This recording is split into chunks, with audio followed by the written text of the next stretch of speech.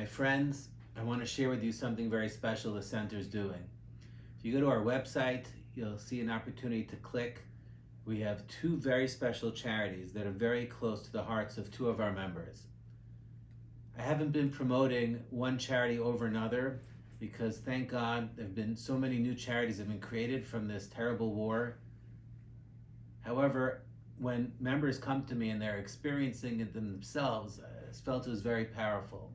So please click on the link and you'll see a way to connect to these two very special charities.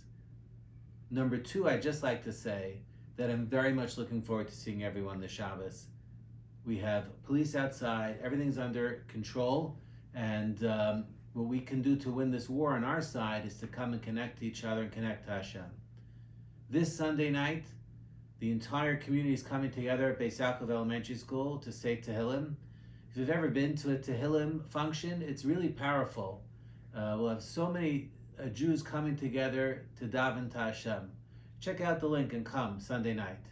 Monday night, the Kollel is sponsoring an amazing men's learning program for the merit for all the Tzahal soldiers. Learning is something that connects us to our past and our future.